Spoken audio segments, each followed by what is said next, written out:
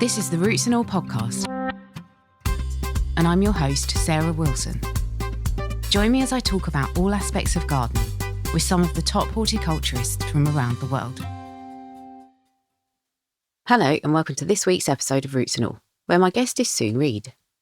Sue's background is varied, and she's worn a variety of hats, including teacher, museum guide, upcycler of waste wool knitwear, and published author.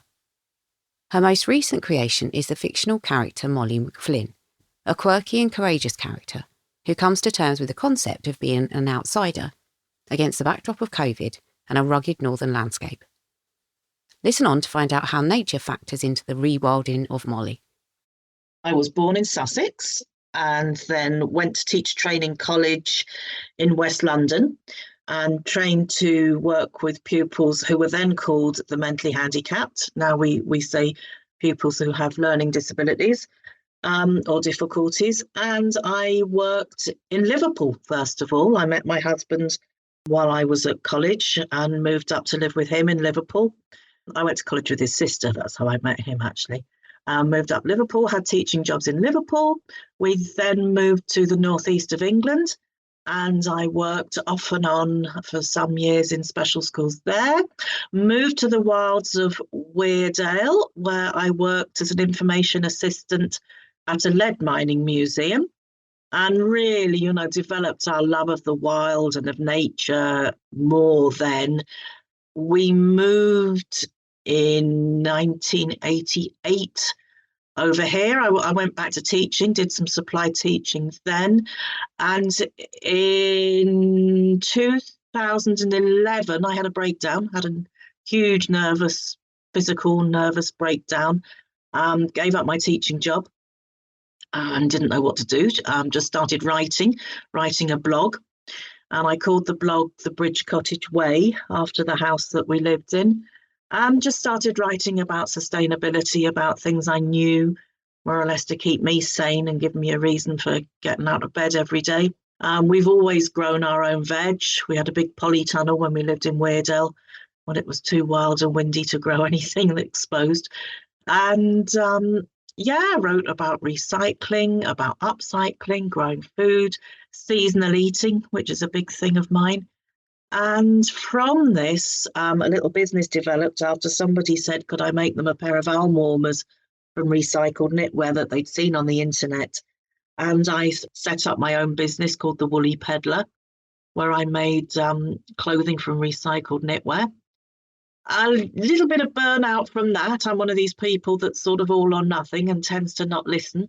In fact, I've just written a newsletter Substack about this very thing, about taking a break when you need it. But I discovered while I was in therapy, I needed some therapy, I was in a bit of a bad way, that I had this love of writing. And my therapist said, well, for goodness sake, why don't you go and learn to do it, learn the craft of writing, go and do an MA. And at first I thought, no, but rubbish. She said, off you go. And I did. I applied to Newcastle to do the MA in creative writing. And that was where my novel, The Rewilding of Molly McFlynn, was birthed. I finished it after uni, and it was published last year, October 2023. And I'm now writing the second. So I would say that I'm writing more or less, I wouldn't say I'm writing full time. I'm writing in the mornings when I can.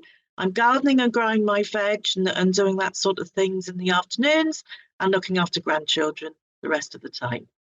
Sounds idyllic. So how did Molly come about? Molly developed as a character while I was during the module at uni called Writing for Children and Young Adults. I wanted to develop a character that was an outsider, that didn't fit in. It's a theme that I feel's followed me through my life as I've migrated north, as I've stuck out like a sore thumb in a very traditional rural community for having a hippie truck with a chimney at the top and a husband that helped look after the kids and not be the traditional man. Yeah, Molly was an outsider. And she really just evolved as I started writing more and more. I wanted her, I struggled at school to fit in with the beautiful people. I think I still do. And I wanted this theme to develop. And the more I wrote about her, the more I realised how quite special she was. And she's kind of taken over and is going to go through. I'm going to write more books with Molly as its central character. But yeah, no, she was birthed when I was at uni, when we just started learning about character development and putting down traits of that. And it isn't something that I arrived at quickly. It's something she just evolved over time. And certainly, as the writing process carried on, the more she grew. One of my questions actually was about coming to terms with being an outsider, because that's very much a theme in the book. Is it your hope that people find Molly whilst they're still going through that process, and she kind of is some sort of guide, rather than, like you said, being that outsider and maybe sometimes trying to muddle through or make sense of your place in a community where you're not necessarily conforming? Is she helpful, do you think, to people? I think she is. Yes, I think she is. I've done quite a few school groups now and school talks, and there's kids that have come up to me and just said, "Oh, I love Molly because I don't fit in either." Or, so I've got a son who's neurodivergent, and it took us some years to really get to terms with it's really okay that he doesn't like people and he doesn't like friends. And I have older readers who come to me, and so one of them put a review on Amazon and just said, "I wish I'd read this book when I was 14 and I'd understood it was okay to be me and it was okay to be different." And that really is the message that I want to give to our young people, that it really doesn't, it's hard not fitting in. It really is. But hold your head up high. If you're different from the mainstream, great. Celebrate your differences. They are what makes you who you are. And we're all unique and we're all special in our own way. And it is very okay to be different. Thinking about the sort of setting of the book, both geographically and I suppose the background to the story, which is very much the landscape, I think, there's a lot of connections with nature. How does that kind of assist Molly, do you think, or how does that help her make sense of her place? I think she's got these fond memories of being at Nan and Grandad as a child, but there's been this massive family rift and she hasn't been for a while. So as she comes back as a supposed sophisticated sort of townie, she really balks against it. Nan's collecting wild garlic and making pesto and into her herbalism and doing these things. And Molly is absolutely, waving sage around the room.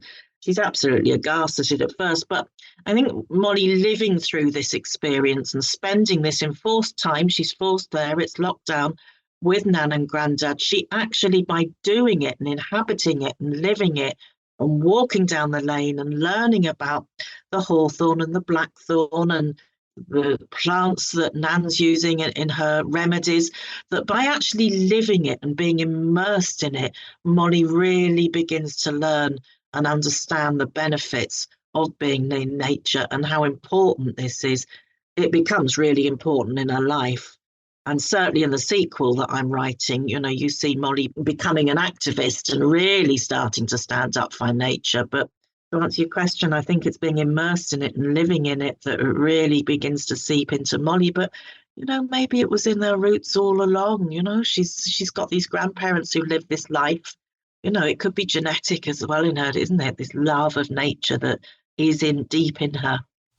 Yeah, and obviously you're not going to give very much away because people should read the book. But talking about her nan and granddad, they're really sort of key characters. And again, there's that sort of slightly tricky relationship sometimes between them. But can you just tell us about them, because they are brilliant? Yeah, I loved writing them. I absolutely loved writing Nan. So Nan's quite feisty, but you really, when you read the book, you begin to learn of her vulnerability and a little bit of her background. Nan is a little bit autobiographical. There's a lot of me in Nan. And she's a mixture of my Nan, my dear Nanny Dora, who was the closest relative to me that I had, my Nanny Dora, and my other Nan, me, and a big dollop of fiction as well. So she was enormous fun writing it. I'll go on to Grandad in a minute. They live in this house that's down a lane. It is modelled on where we live. And Nan is sort of this outsider in the community. She does a lot. People come to visit her for remedies and potions and help and things, but she's a bit of an outsider. She's got a thing about the vicar. She's not happy with the vicar and the religious community. But, as the book goes on, things change and things develop, and I think she mellows a little bit. Nan's quite out there, quite out front, says how it is, calls a spade a spade. Grandad's more subtle, he's more gentle, he's quieter. He's a mixture of my husband, who's a very gentle man, a very quiet man, who loves his garden, grows things, loves being on his own, not bothered with other people, and my granddad, who was a Sussex country farmer. And I've really felt I've captured the essence of my old granddad in that. I'm not going to give the story away, what happens to Grandad. Something does happen to Grandad that is quite key to the story. You'll have to read it to find out. But yeah, they were great fun writing them, and I would like them to carry forward into other books, into the sequel. And I've got 4 books in mind. Whether they'll actually carry through into all of them, I don't know. But yeah. Thank you. So you did mention, obviously, that the book is set in lockdown, and there's a very interesting parallel narrative running through it, which is based around the pandemic and also another event where disease was involved. Did you do that on purpose? Was it because there were parallels between the 2 events, and because I kind of almost sensed there was a fear around, which there certainly was during COVID for anyone who kind of experienced it, but also back in the day, there would have been that similar kind of outlook on it.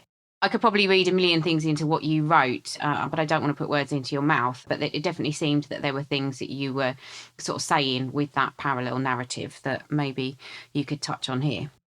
Yeah, absolutely. I'm a big fan of herbalism. I use a herbalist, Ross Menzies. Give Ross a shout out.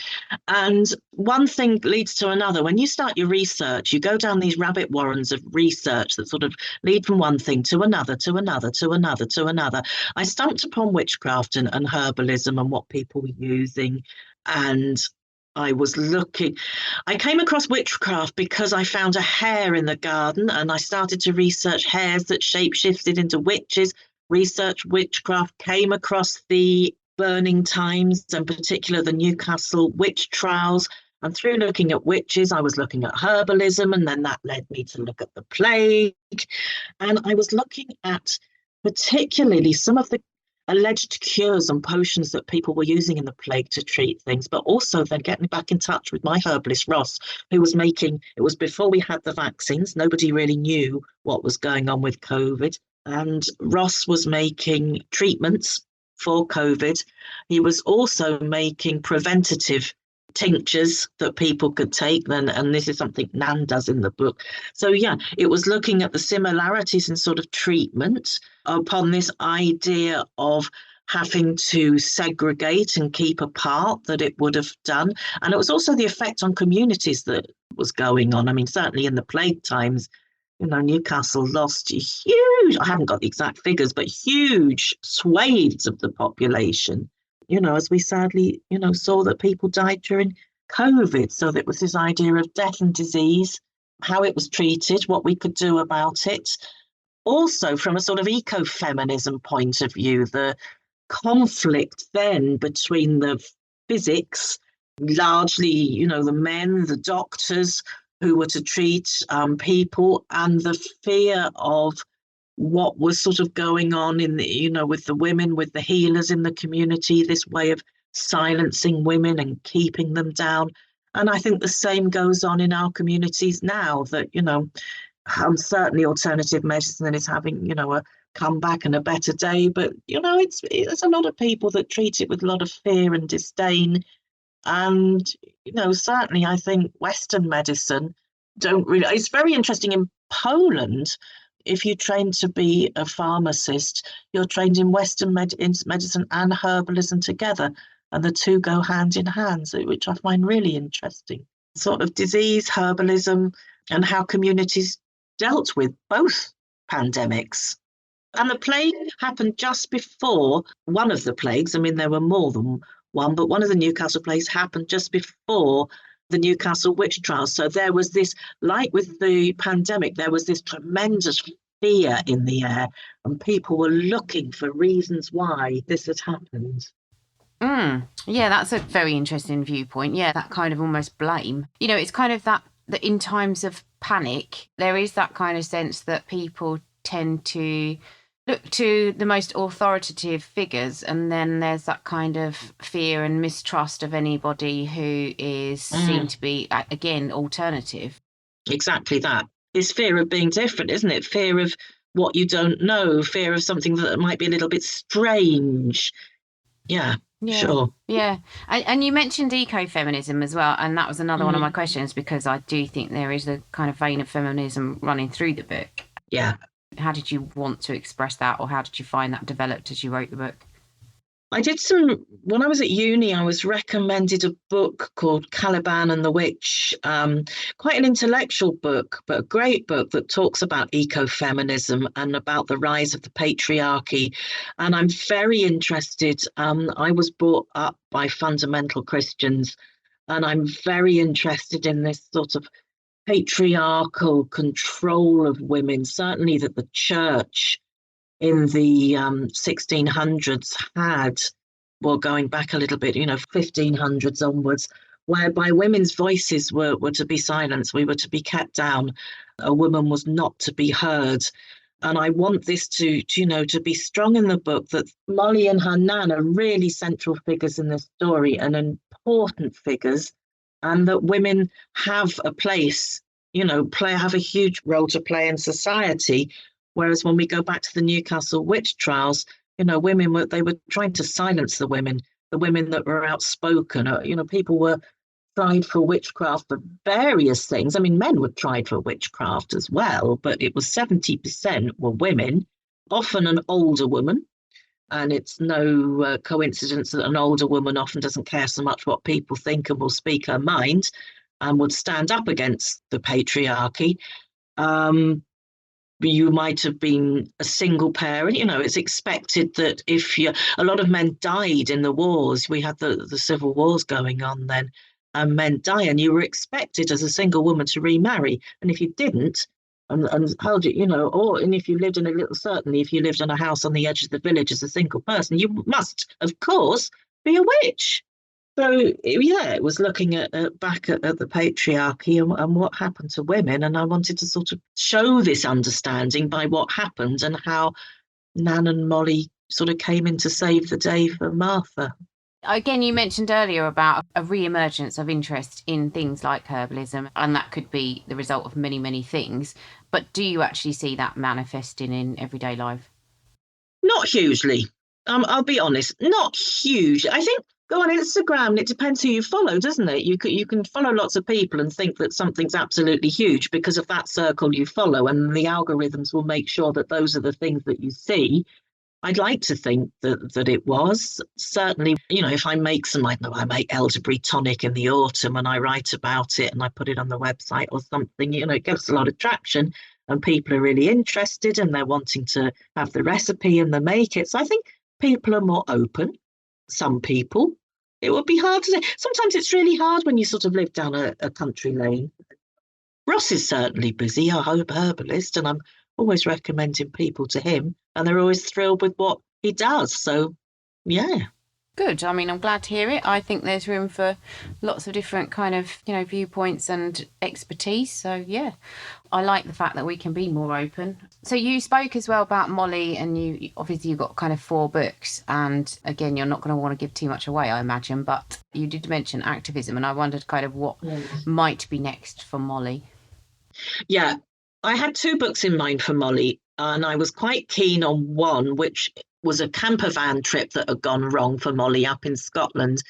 And she discovers a wildlife centre where they've reintroduced beavers. I went on a trip to Knapdale Forest and I wanted to talk about urban flooding and beavers, reintroduction of beavers to help produce wetlands, upper wetlands. But I also have a huge, huge love of trees. My son's a wood carver, makes most fantastic things from wood. And we have a 900-year-old tree, yew tree, behind the church here at Beltingham that was actually here before the church was. It's believed to be a druidic grove. And I wanted to write about tree preservation as well, but thought I'd go with the beavers. And then the tree at Sycamore Gap was felled. And if I stand up here where I am upstairs in the attic and look out the Velux window, I can see the gap. where Sycamore Gap was. We are it's like a 7-year-old's mouth without the tooth. We are right here. And when the tree went down, I was the day it was, we couldn't believe it. I was in Hexham and people were absolutely crying. People were devastated. A man who was arrested he's not been charged, he's been since let off, but he was a few farms below us, and it was almost like wraiths through the air, this awful, awful feeling. And I thought, right, that's it. I'm going to write about trees, tree preservation. The next book starts with 2 trees in Molly's life. One is the shoe tree in Heaton Park, which is under threat of demolition. And the other is Sycamore Gap, to where she's fleeing on the AD 122 bus out of town to remember somebody that was very close to her but is no longer here. It deals with grief and death, but then hope and activism, and sort of really looking at tree preservation and fighting for the planet. So there's that one, there's the beavers. And then, I want each of my books has an ecological message, definitely has an ecological theme. Each of my books will have a historical time flip. So the clue in this one is she's gone the bus on the AD 122 bus out of town to Hadrian's Wall. When I was in Knapdale Forest with the beavers, I discovered this ancient community, and the last person standing in it was called Euphemia Blue. When the Scottish settlements were happening, she was the last woman standing. But for the 4th book, I want to return to Weardale. I lived for 15 years high up in Weardale and worked at Killet Wheel at the Lead Mining Museum there, and learnt a lot about the social life of the Victorians around there. So I want to dip back to Victorian times and the lead miners of old in that one. So yeah, loads. But I've got other plans too, because in Molly McFlynn, this big idea of seasonal eating and all Nan's recipes and what have you, she keeps them in a book called The Gathering. And I'd love to publish a non-fiction book called Nan's Gathering that just is full of recipes that we can take away, and little stories and anecdotes, and have other people contribute to it, like Ross Menzies, the herbalist, and that sort of thing. So yeah, who knows? Not enough hours in the day. Thank you very much to Sue for sharing Molly with us, and thank you as well for listening. If you like this interview, I recommend checking out episode 230, Can Women Save the Planet, released on the 20th of March 2023, and episode 243, Magical Plants and Flowers, released on the 26th of June 2023. You can download or listen to the podcast direct from the website rootsandall.co.uk. Please also check out my Patreon, where you can make a one-off donation or take out a monthly subscription to help support the podcast. Because if you enjoy the show, please help it continue. I also have a GoFundMe where you can make a one-off donation. Even a one-off donation of £1 helps, and I'll be really grateful for your support. So please go to Patreon or GoFundMe and search for Roots and All Podcast.